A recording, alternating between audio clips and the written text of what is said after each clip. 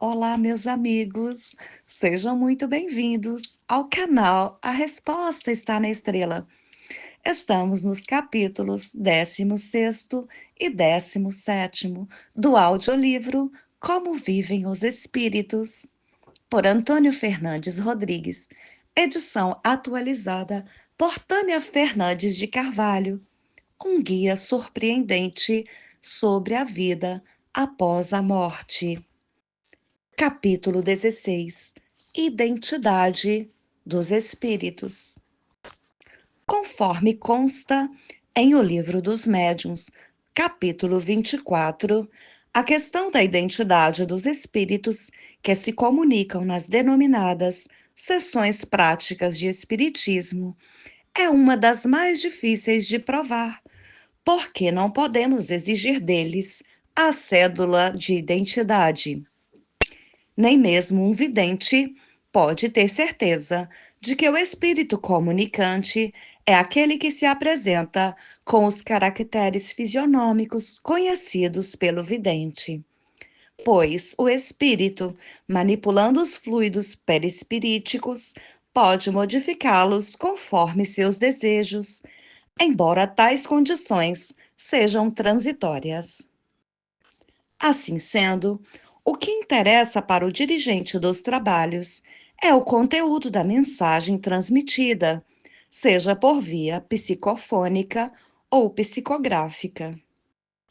Mas será mesmo nas mensagens há uma garantia de não estarmos enganados, já que o espírito pode usar de um linguajar de fundo moral, falando em Deus, caridade e em tudo que não contraria os princípios cristãos.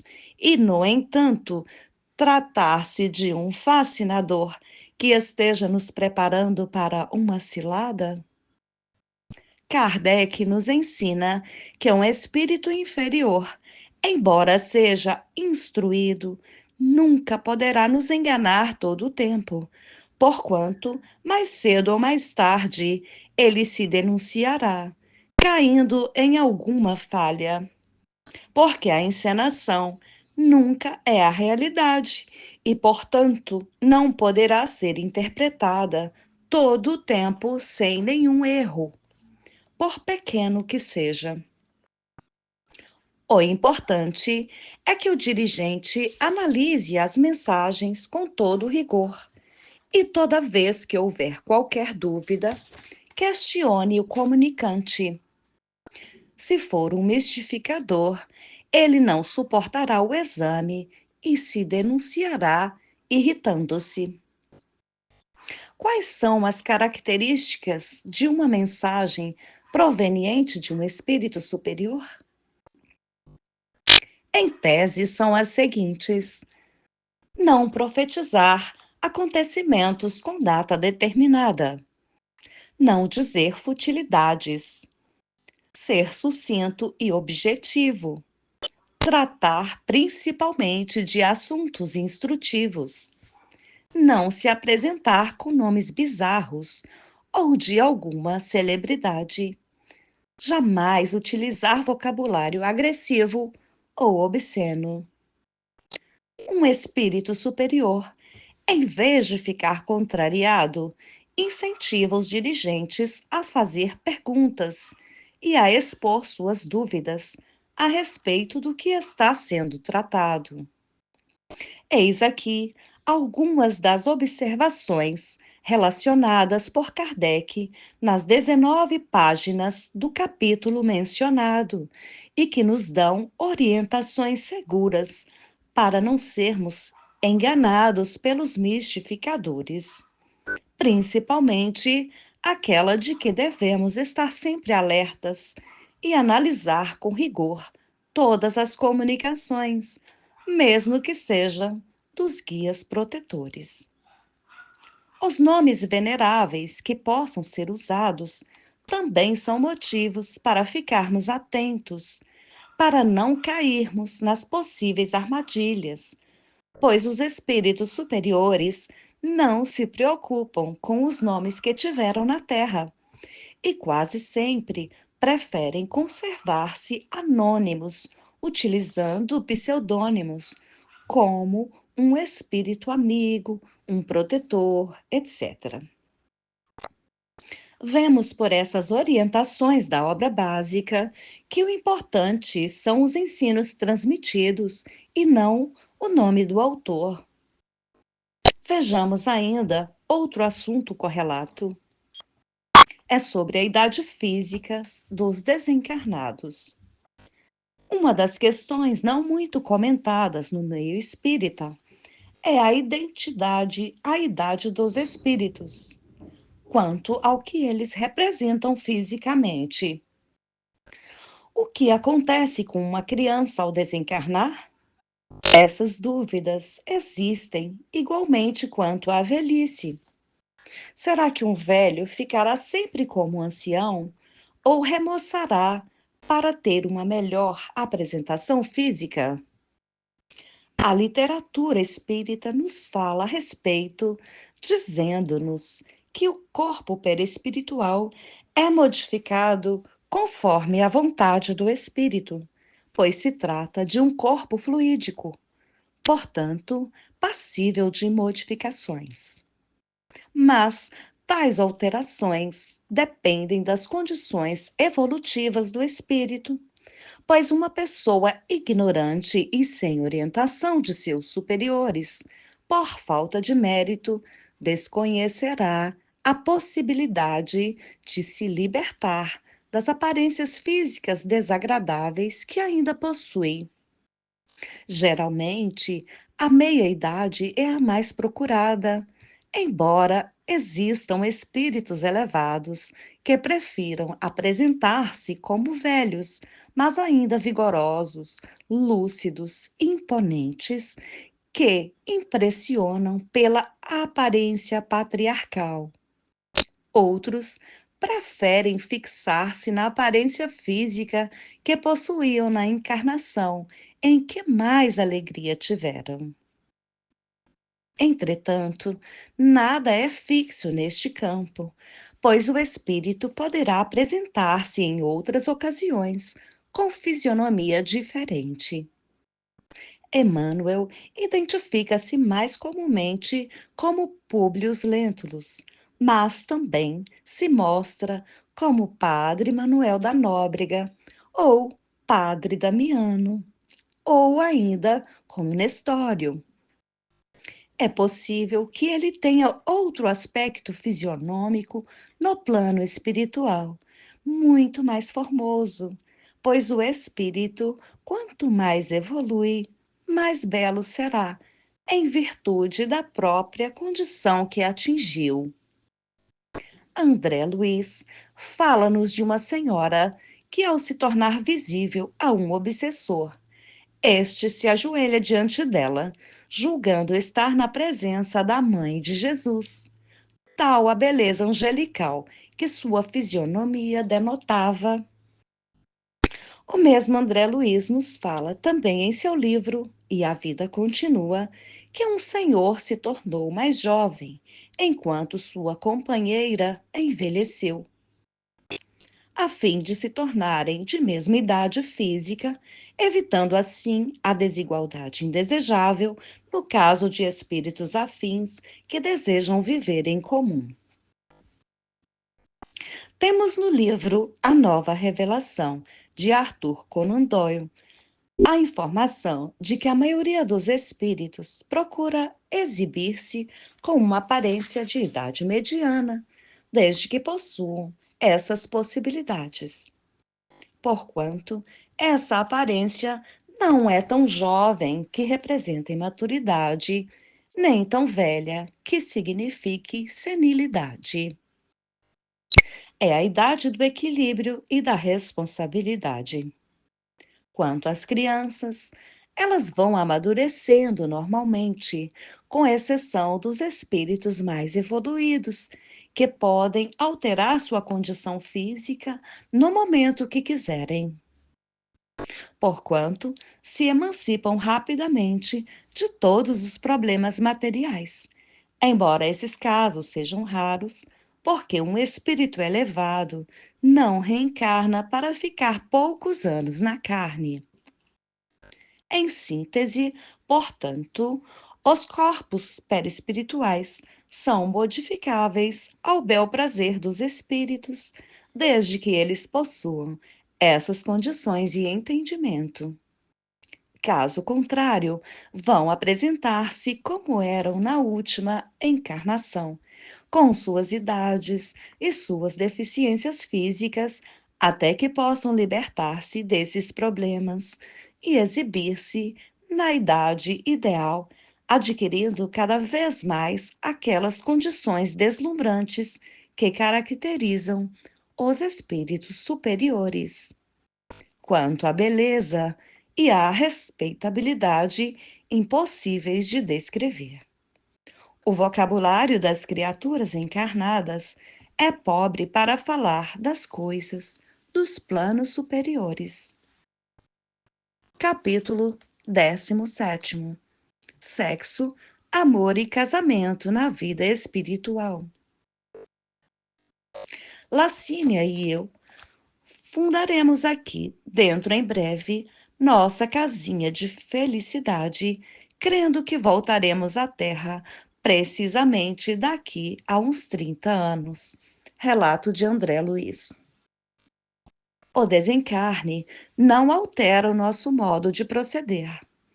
Continuaremos ainda presos aos nossos costumes e às nossas necessidades, sejam eles de ordem física ou mental. Assim sendo, continuaremos a comer, a beber, a nos divertir, a trabalhar, a estudar, a noivar, a casar, etc. E não poderia ser de outra maneira, pois continuaremos com um corpo físico, embora fluídico, com todas as necessidades que um corpo exige, variando conforme o estado evolutivo de cada criatura. Aliás, aqui na Terra acontece o mesmo, pois quanto mais atrasados, mais grosseiros são os seus desejos. Há, no entanto, aqueles que conseguem abster-se de muitas coisas ainda indispensáveis para a maioria, como tomar bebidas alcoólicas, fumar e jogar, entre outras coisas.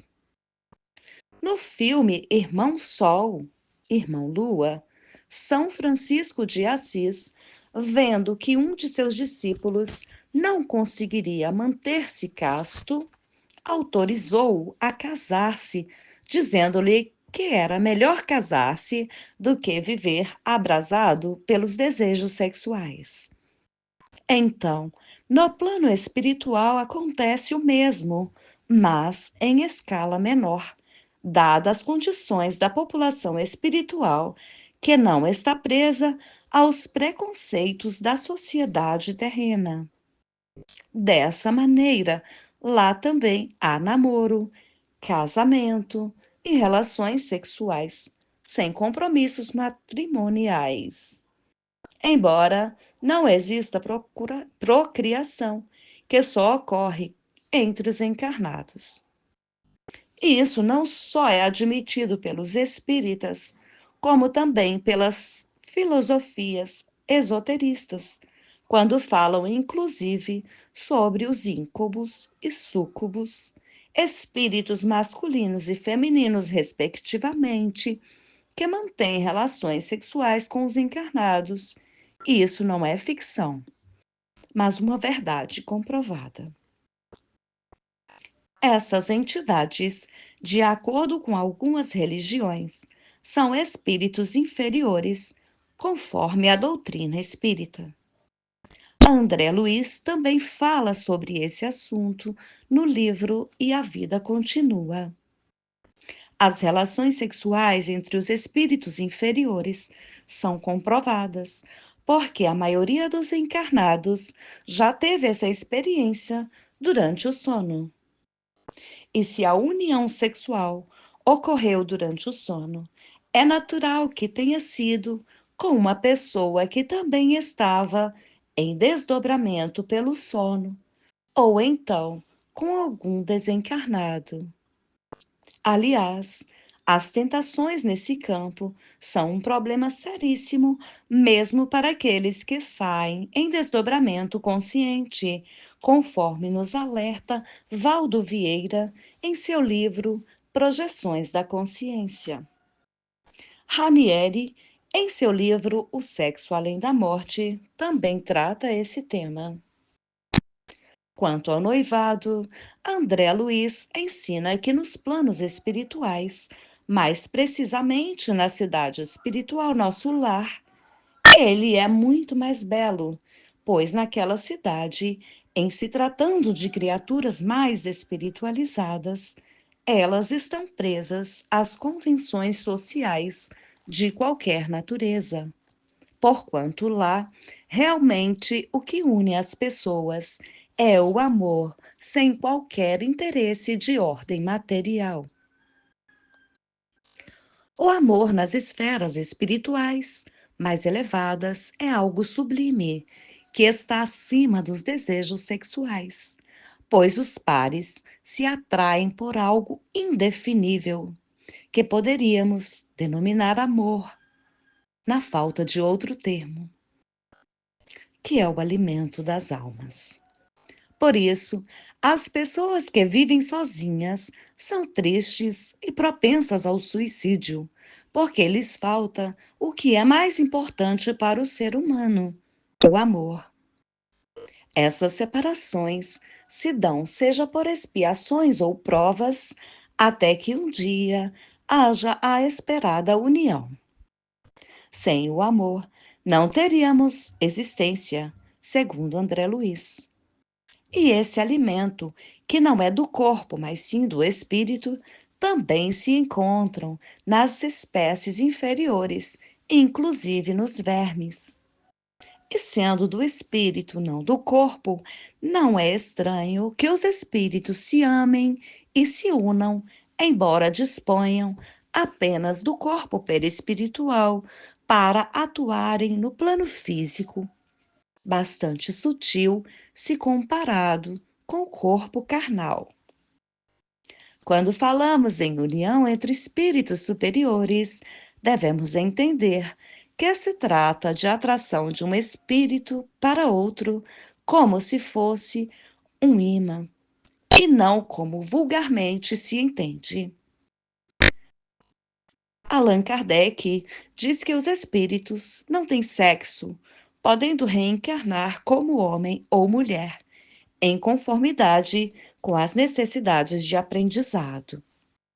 E na pergunta 200, a resposta é que os espíritos não têm sexo como nós entendemos, isto é, segundo a condição orgânica. Acrescenta que há entre os espíritos amor e simpatia, mas baseados na afinidade de sentimentos. André Luiz afirma que a sede do sexo não se acha no corpo grosseiro, mas na alma, em sua sublime organização. Declara ainda que nas regiões mais altas, a feminilidade e a masculinidade constituem características das almas, acentuadamente passivas ou francamente ativas. Afirma ainda que um dia, quando ganharmos todas as aquisições, atingiremos o equilíbrio em Deus. E quando atingirmos essa situação de estarmos em harmonia com Deus, alcançaremos a condição crística de plenitude em todos os sentidos, o eterno êxtase mais ativo. Assim, encerramos os capítulos 16 e 17. E para a próxima semana, estaremos postando os capítulos 18 e 19, com o título Como se trajam os espíritos e as atividades dos espíritos. Um bom dia, uma boa tarde ou uma boa noite aos ouvintes desta obra. Que Jesus abençoe a todos nós.